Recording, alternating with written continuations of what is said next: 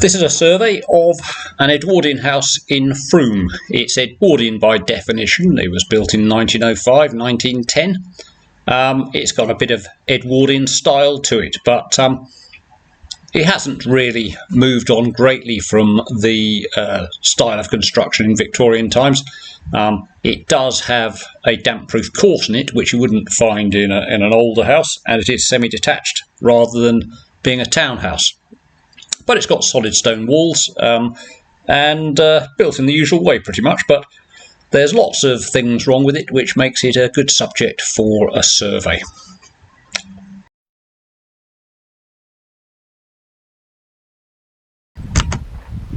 The tile covering looks fairly good from here. There's evidently been a slightly clumsy repair to the roof ridge. You will note moss beneath the chimney, and more specifically beneath the aerial. So I think the theory there is that birds like to sit on the aerial and poo on the roof, creating a bit of fertiliser for the moss to grow. Here's the back of the house. There's the main chimney, and it does have a vertical fracture towards the top of it, which you might be able to pick up now. Just about there. So, you know, it's a chimney, it's heating and cooling. It's heating more than other parts of the house, and because it's exposed, it's cooling more than other parts of the house, so a bit of thermal fracturing is not a big surprise. Well, up close and personal to the rear chimney, there's a couple of bits of repointing required, as you can see, but here's a peculiar thing. From down there, they're just lead flashings, aren't they? But you get up close, there's something odd about them. They're grey, but they're sort of got a raggedy edge. They might be some kind of fiberglass actually. And at the top, there we go.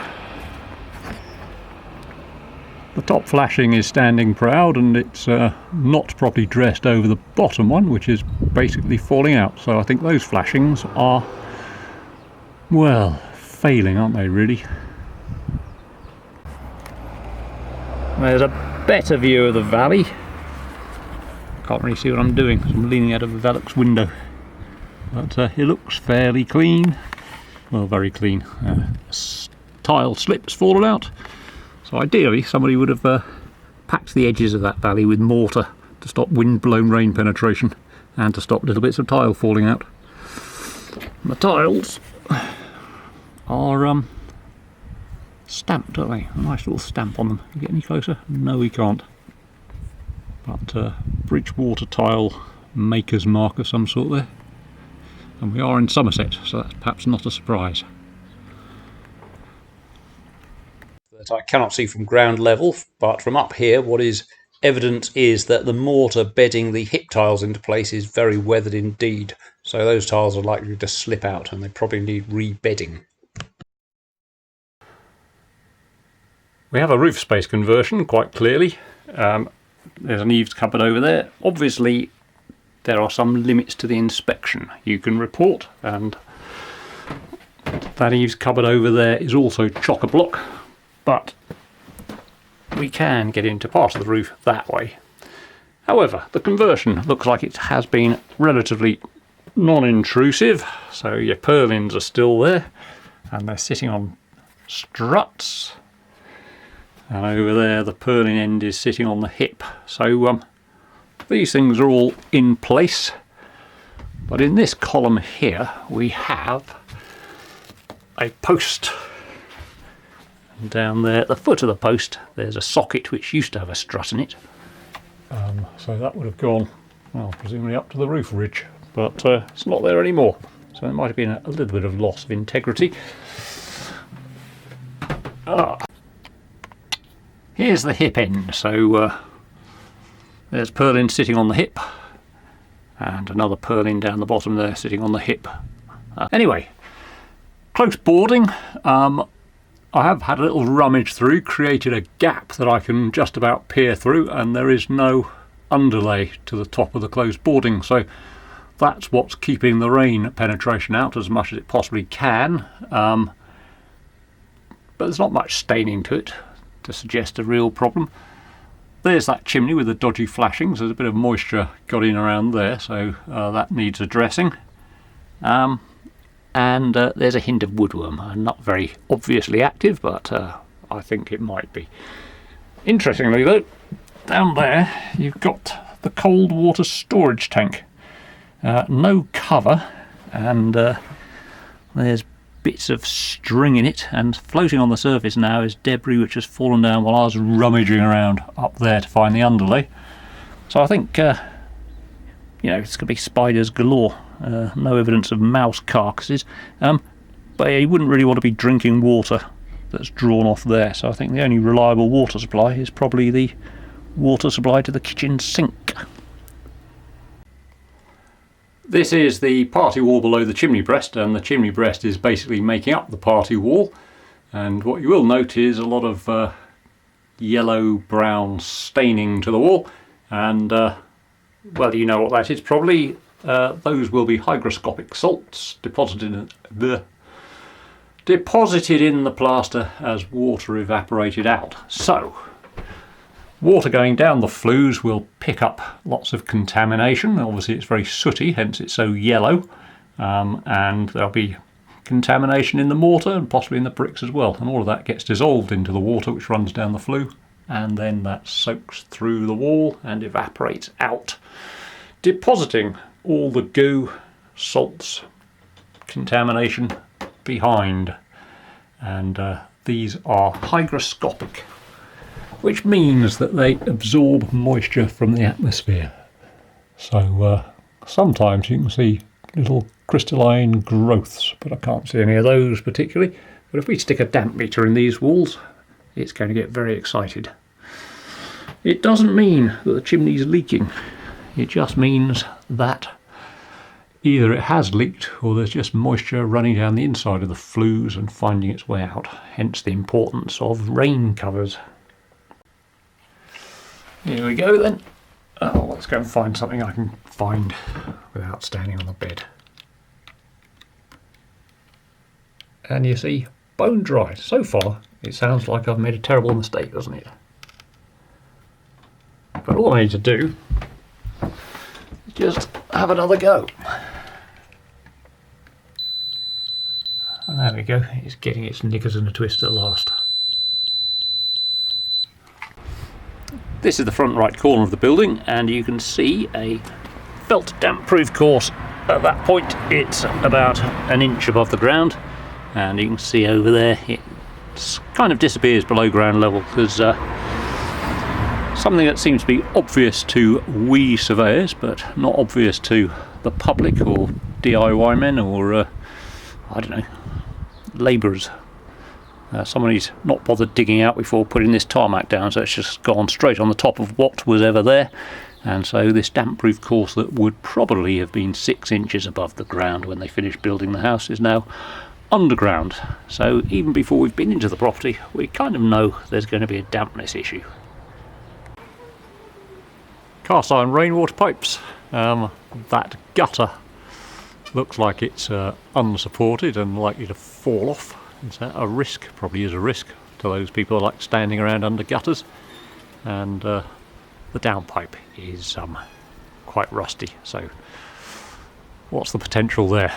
Expanding, corroding, rusting metal will split. That's probably the risk. And there's a little bit of decay to the exposed joinery around the edge of the roof. There we have a bit of classic deterioration to cast iron rainwater pipes. There's a hole in the downpipe, so it's rusted, expanded and basically blown itself apart, and that was probably the fate of the gutter end as well. And the result of that is we've got damp staining to the wall down below, so there'll probably be damp penetration there. And it looks like mortar joints have receded, perhaps in response to prolonged leaking. And we also know that there is a damp proof course in the wall, but probably just below ground level, so there's a double damp whammy going on in the rear left corner of the building, which we shall investigate later. The house is likely to have suffered a little bit of differential settlement because we've got a heavy column of masonry there, and then we've got a light column because it's basically made up of windows, so that part of the building will have put less pressure on the ground than the adjacent parts there as well. You see, all solid masonry top to bottom. So you can expect a little bit of movement around the window openings, which is so differential settlement might explain that tiny crack in the bottom edge of this stone lintel, which it doesn't extend more than halfway up the lintel, so almost negligible. But probably you can trace a little bit of vertical repointing. I say probably, to an extent it might be my imagination, but I think there is evidence of repointing, and up the side of the window. So I think there has been a vertical fracture in this wall in the past. And also, left side of that lintel there's a little bit of cracking there too. And this is a neglected sash window frame, so there is lots of decay, lots of filler, replacement glazing from time to time, and it's an example of a window that I should definitely not try to open. It might actually collapse in my hands and I might not be able to close it again. In terms of the structure, what we have discovered is that this wall here, separating the living room from the hall, is a masonry spine wall. You can hear that, and the walls partitioning the house from front to back are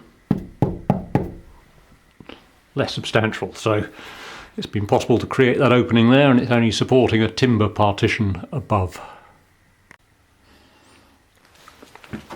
This is the front right corner of the house. There's the staircase, and what we discovered outside was that the tarmac had been built up to very close to damp-proof course level. I understand that's happened quite recently, but you can see plenty of signs of moisture in the wall there. Don't really need to stick a damp meter in it. Have to switch them on, damp meters, they don't work if you don't switch them on. Let's get that in focus, shall we? And then there you go. What this probably means is the lower part of the staircase will be vulnerable to decay as well.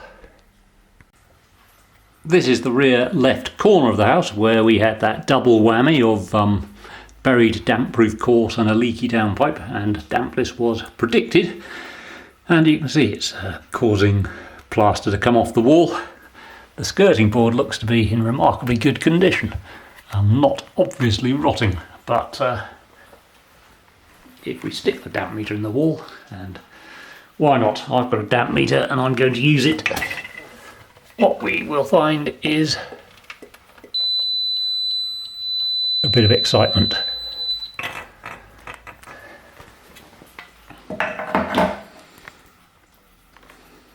Fortunately, we also have a tiled floor, so we don't have to worry too much about floor joist rotting, because quite clearly at this part of the house there aren't any. The floors are exposed, which is helpful, and we can see timber floorboards extending to the front wall, which is over there, into the back of the house. So floor joists are evidently going side to side, and that line of nails indicates that's the case. The front elevation is drier than I expected, so I've done the bounce test. That's basically jumping up and down, and the floors seem to be very firm. But over here, under that rug, is that in focus? That's in focus. You've got a lot of woodworm, and the this floorboard rather, has collapsed. Looks like somebody's done a little repair there, and that's gone the same way. Is that a repair or not? Anyway,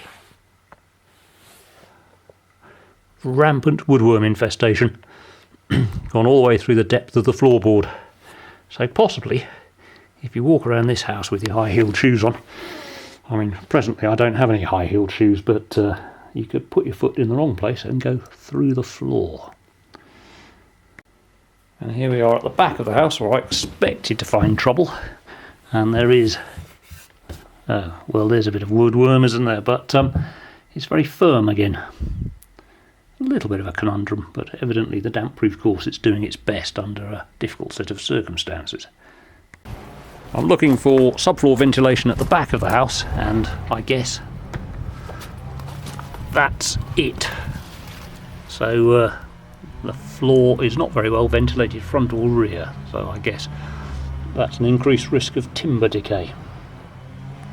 To summarise then, I suppose you've got to bear in mind if you're going to have a roof space conversion in a period property like that, there's nothing but the depth of the roof between the living accommodation and the chimney. So the chimney does need to be kept in excellent condition. So this means keeping the masonry good, repointing, the flashings need to be watertight, and ideally there should be a rain cover over the chimney pots, both to your house and the neighbour's house as well. Almost inevitably some moisture is going to find its way into the chimney and it will be taken down with gravity and it's going to come out in the room below. Dampness is an inevitability. One solution might be, apart from all that, is to dry line the party wall, and then perhaps with a couple of weak vents to allow any accumulation of moisture to evaporate out. At the bottom end of the house, clearly in regard to this one in particular, ground levels need to be a good distance below the damp-proof course so that that can work, and mortar joints need to be kept good to stop lateral penetrating dampness, and obviously rainwater pipes need to be kept in good condition, because quite clearly if there's going to be concentrated volumes of water splashing onto a solid stone wall, it's going to find its way through to the interior. So it's just good maintenance really, and do all those things and the house will be as dry as it could possibly be.